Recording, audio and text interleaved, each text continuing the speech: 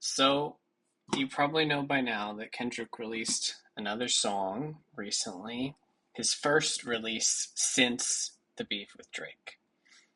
Now, this song isn't really about Drake, especially.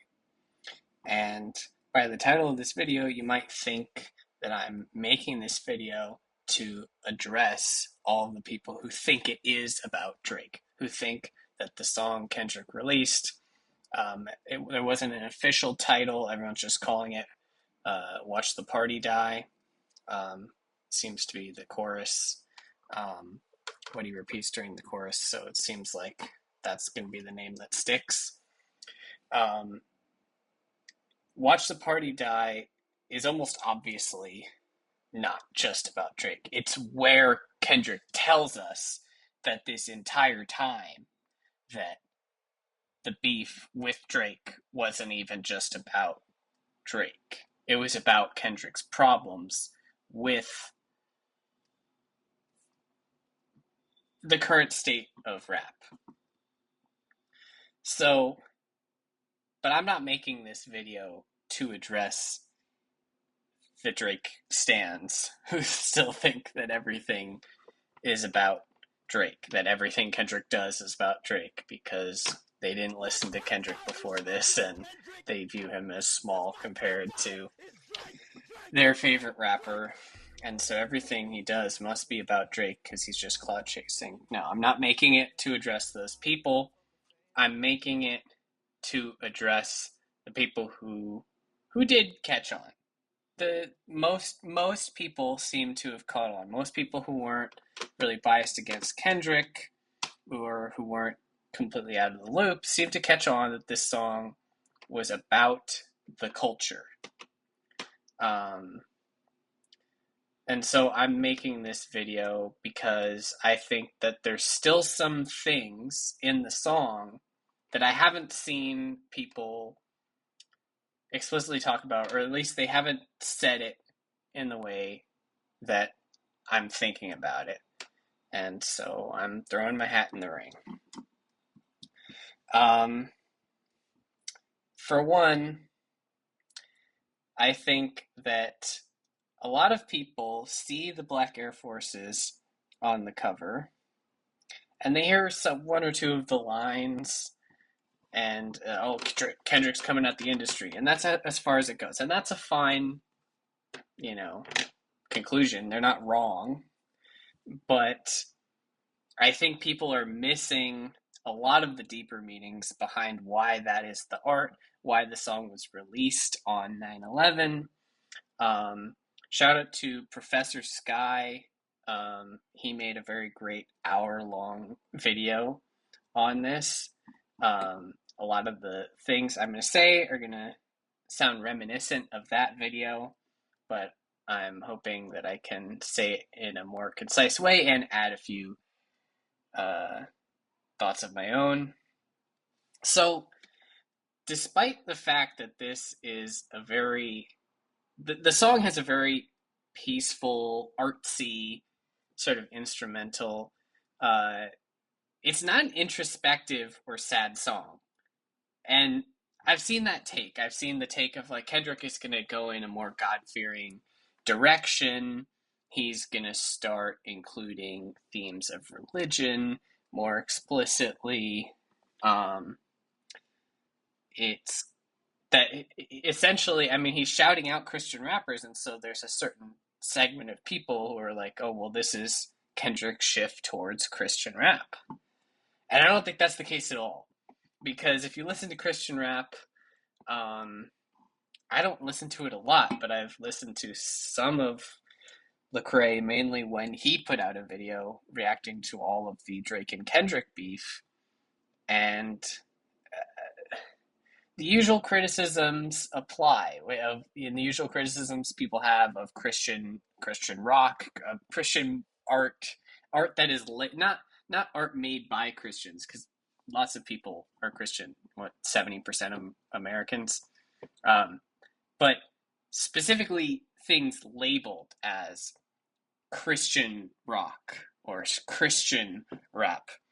They come off like deliberately like unwilling to take certain risks to and coloring within the lines and really just shoving, you know, religious messages down your throat. And I don't get that sense at all from this song, or even from Kendrick's past works like Damn, which was heavily religious. And we'll get into that more later in the video. Um, I don't get the sense at all that Kendrick is turning a new leaf towards that kind of just, you know, everything is about religion and his God, and you know, and we're all dirty sinners. I mean, Lecrae made a response. He made a 2-minute response, and that was essentially his message: we're all sinners, and we should be more like Jesus. And he does this line. Um, he says Jesus didn't let watch the party die. He died instead of it, which is such like a he takes this very somber, complex, introspective, and conflicted moment on Kendrick's song. And he flips it in like, oh, you shouldn't just watch it die. You should just be the change you want to see in the world. It's um and this isn't to say that the song didn't have legitimate, like, Lecrae was rapping on that response. It was a 2 minute and 30 second something, around there, less than 3 minute, uh, little track using one of those Chipmunk soul samples. Um, and he's rapping. I mean, he is talking about growing up in Compton. His dad is. I don't know if he said his dad was Crips and his uncle was Pyru, or if it was the other way around. And he said, well, "Who do I choose?" Uh, he talked about how he used to, you know, do bad things. I mean, you know, to pay the wages of sin. I mean, there were some bars on there. He was doing a good job of weaving these themes together and reckoning with the stuff Kendrick is talking about, the problems with the culture, and what the culture idolizes, the problems with the exploitative labels, the corporate gods, as Kendrick calls them on the song. Lecrae is reckoning with that stuff in the song, but the mark of the Christian rapper or the Christian artist is that they have to tie a nice, neat, little presentable bow on it, right? They can't leave any sort of conflict or tension. They can't let the viewer have some space to really think and let it impact them. Instead, he has to tie a nice, neat little bow on it and, like, nope, just be the change you want to see in the world, and that's the perfect solution. And what are you up so mopey about, Kendrick? And just, you know, just try your best and do that. Everything will be hunky dory. So I think Kendrick will never be that kind of artist. So I don't see Kendrick going in that direction.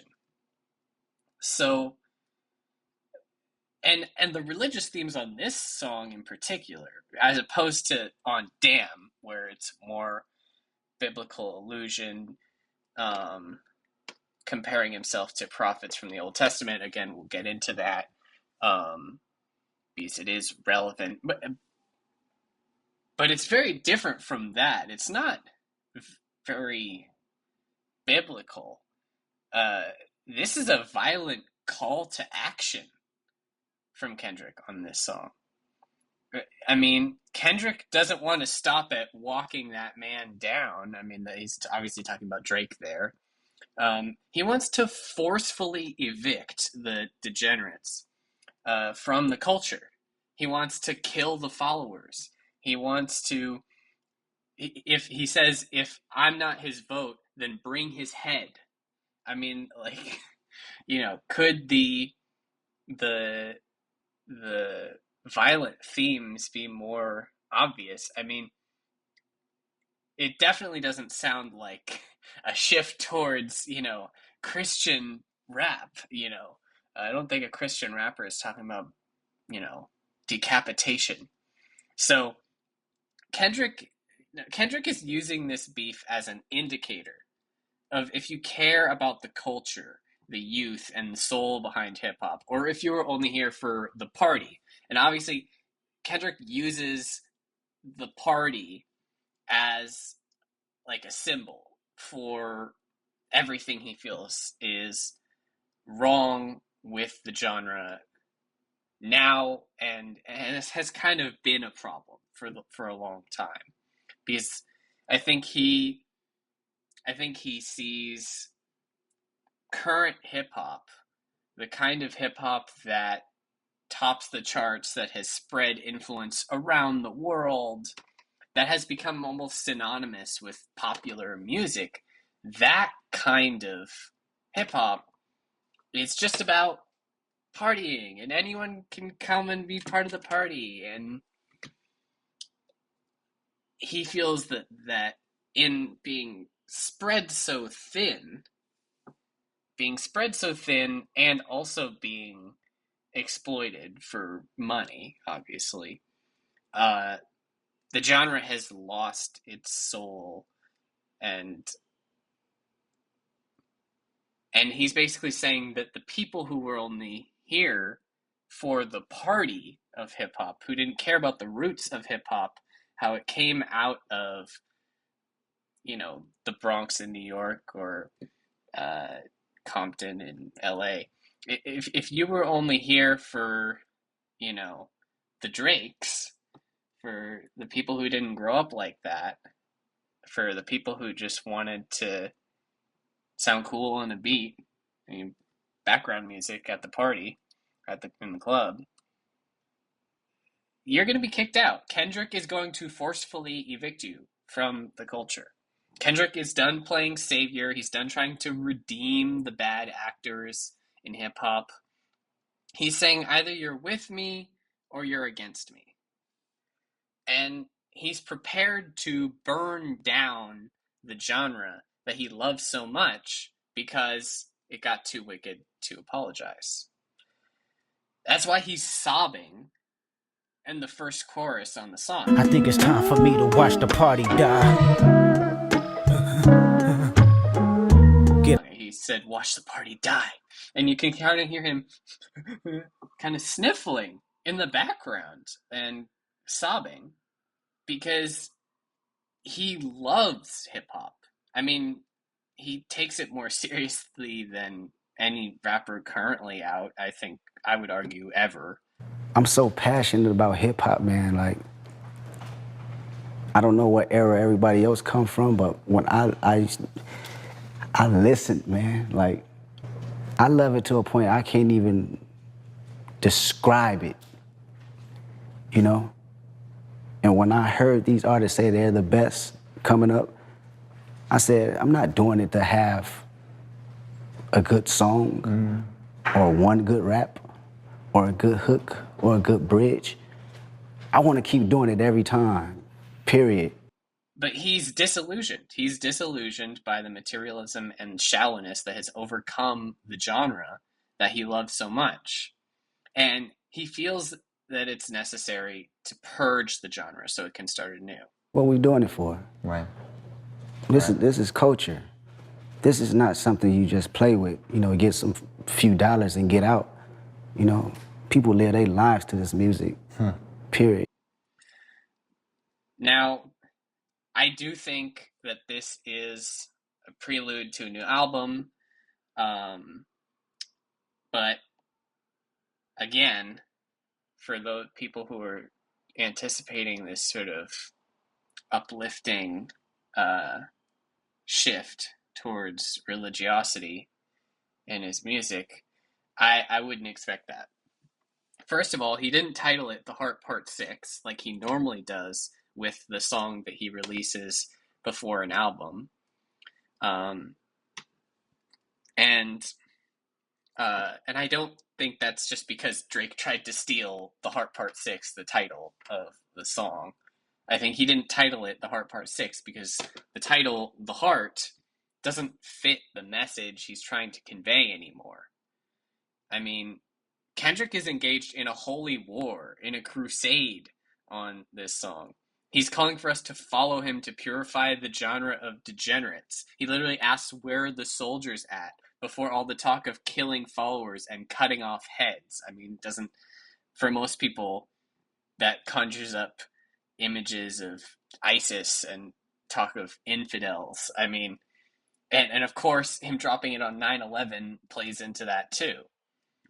Um, but before I get to the 9/11 stuff, I think now is the time where I need to give a more concrete example of the past religious themes in Kendrick's music, because this is a big departure, and to understand why this is different, why this violent call to action is significant for someone like Kendrick, you need to first understand, where he was coming from before, why this is a shift, where did he start from. So on Damn, which I would argue is the first kind of really the first album of his that has really strong religious themes throughout, where you won't understand kind of the deeper messages of the album without understanding the religious themes he's talking about. I would say that that's Damn. Um, and on Damn, Kendrick consistently throughout kind of compares himself to Jonah, a prophet from the Old Testament who is called to speak out against the sins and degeneracy being practiced by a foreign land. I don't know if it was like infanticide that the people in the other country were practicing or something like that. It doesn't really matter because Kendrick is analogizing himself to that in the modern day.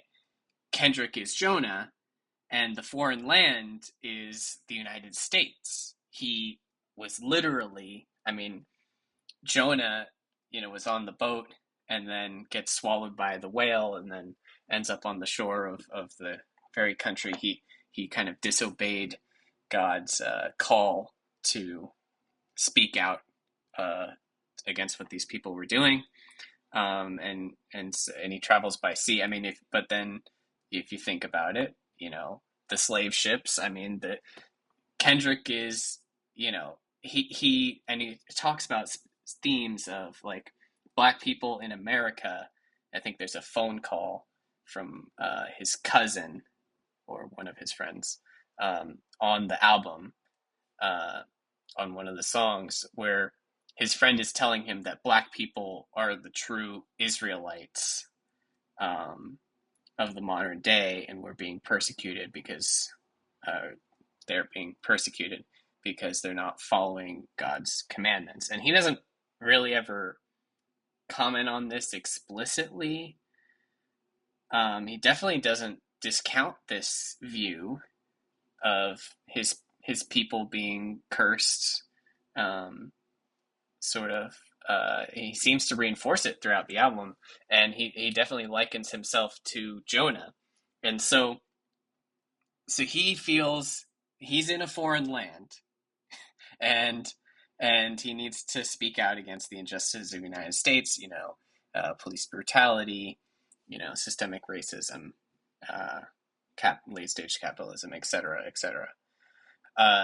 And so now Kendrick no longer believes that everyone in America, the culture, or rap can be saved. He's become disillusioned, and not just by the right wing media hosts complaining about rap music, which he clipped on the song DNA in Damn. He clipped the Fox News host. I can't remember his name, but he was saying that rap music has done more damage to the African American community than racism in modern times. Like, so he clips that. That's what he's speaking out against in Damn, and that's what makes him so disillusioned on Damn. He gets disillusioned with America, but now it's different. His disillusionment now is kind of deeper. It's more internal. It's because of a massive portion of his own community, the hip hop community, is clinging to their fandom to Drake. They're clinging to the party when it's clear that the party has ended. Kendrick sees the writing on the wall for the superficial era of hip hop. He's done trying to save that hip hop that topped the charts, and he must sadly watch the global reach and power of hip hop wither away, and instead he has given himself the task of rebuilding a better hip hop from the ashes, one that doesn't idolize scamming, greed, gluttony, ruthless carnivores, as he says on the song, who will backstab their way to the top. And a hip hop that knows its roots and seeks to uplift people. One that isn't just a 24/7 party, but has some real soul, personality, and authenticity to it. But Kendrick knows that this reshaping of the culture will be a messy business. As he says, tough love will sometimes result in violence. And he's taken it upon himself to do the dirty work. I flood the market with my best regards. I paid your dues. That's a line from the song. I mean, that there's an obvious allusion to like Jesus dying for our sins. But instead of sacrificing himself on a cross, instead, Kendrick is sacrificing his integrity almost, in a way. More like, not his integrity, he's sacrificing his like moral purity. We kind of saw this on 616 in LA, where he is very reticent. He's sort of asking God for forgiveness for what he's about to do to Drake. And now he's saying Kendrick chose violence. He's willing to be the bad guy. He's willing to be a ruthless holy warrior, a terrorist, so long as the youth can escape brainwashing by shallow degeneracy. That is how he will pay all of our dues in the audience. Now, the 9/11 stuff, a lot of the stuff I've said has already been said by various people on the platform, especially by Professor Sky, who has like an hour-long video on this. He labels it a Manichaean struggle. He using fancy academic terms. But I feel like there's something that isn't captured in that video, even though it is an hour long. Sky's video gets that Kendrick is on a holy war. He gets that Kendrick sets himself up as the terrorist to burn the whole village and start over. Sky mentions the soldiers line and the beheading line. But I think he missed another aspect of the forces, the cover art. I think so. After the towers were hit on 9/11, the only plane flying was the president's, which is Air Force One. And of course, the cover art is a pair of black Air Force Ones. Kendrick is saying that the culture has just suffered a terrorist attack by him. He's the terrorist. But he's also the only one allowed to fly right now. All other flights are grounded. And he is flying in black Air Force One because he is the president of the rap game. And all other flights are grounded because the rap game is on pause. It's on standstill. I mean, Drake can't chart. He's released, God, I don't know, 10 singles at least since the beef. None of them have made a substantial impact. So, yeah, and And I think the stuff with the American flag and the Super Bowl announcement could also be setting himself up for the Super Bowl performance as sort of a rap State of the Union. um, but that's just sort of a little bit of, I don't know if it's really speculation. I mean, the American flag was pretty. It was, even for a Super Bowl halftime announcement. It was a choice, right? Um, so you might think that Kendrick likening himself to the terrorist hitting the towers on 9/11 and the president at the same time is maybe a bit of a stretch. And I don't blame you, but I think Kendrick makes it no secret that he often thinks in this way on his projects. He likes to think in terms of juxtaposing polar opposites, putting them right next to each other, and sometimes embodying both of them at the same time. If you think from Wesley's Theory, the very first track on To Pimp a Butterfly, um, there's that line spoken by the character Uncle Sam, representative of America and kind of capitalist exploitation, who's talking to him as he gets his fame. Uh, he says, "Your horoscope is a Gemini, two sides, so you should get." And then he goes on to say, like, you should get two of everything, two chains, two blah blah blah. Um, and then on Damn, on DNA, when he talks about what's his makeup, what's in his DNA, he says pain and joy inside my DNA. And then he calls himself later on in the song an antisocial extrovert. And then in Like That, the song that kicked off the entire beef, the famous line, "My temperament bipolar, I choose violence." Kendrick loves this theme of embodying both opposites at the same time, and sometimes calling himself a hypocrite for doing so.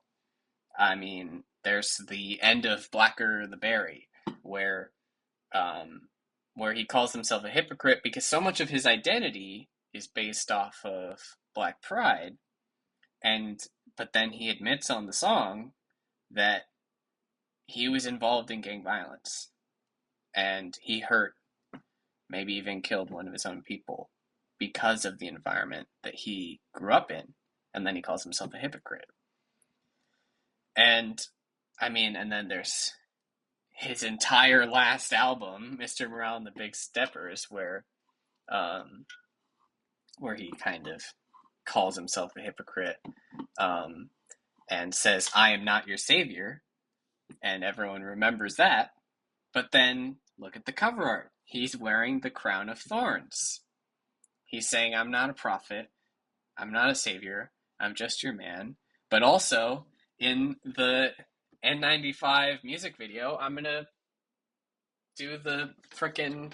I'm going to. I'm going to make myself look like Jesus on the cross, floating above water. And the album art, I'm going to be wearing Jesus's famous crown of thorns. Kendrick loves this sort of juxtaposition, putting the opposites right next to each other. And this is just the latest example, portraying himself as both Kendrick bin Laden and the president of the rap game at the same time. Because Kendrick is going to be the one who burns it all to the ground, and he will also be the one to rebuild. So that's what I think about Kendrick's newest release, Watch the Party Die. I hope you liked the video. I hope I added something to the discussion. I hope I didn't just say things that you had already heard. I know that this is really scuffed. I'm just filling off a webcam.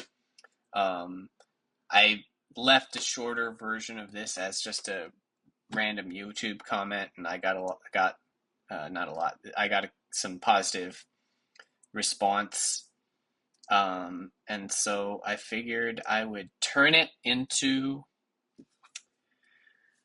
a video. Let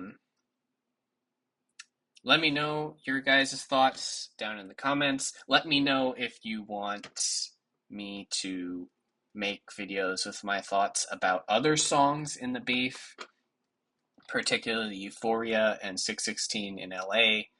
I wrote down a lot of thoughts on that that I could talk about at length as well.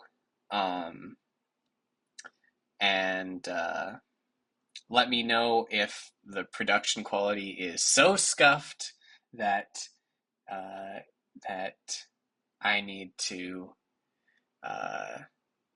get myself some editing software, or if you guys like the sort of off the cuff, just sit down in front of my webcam and talk about the music.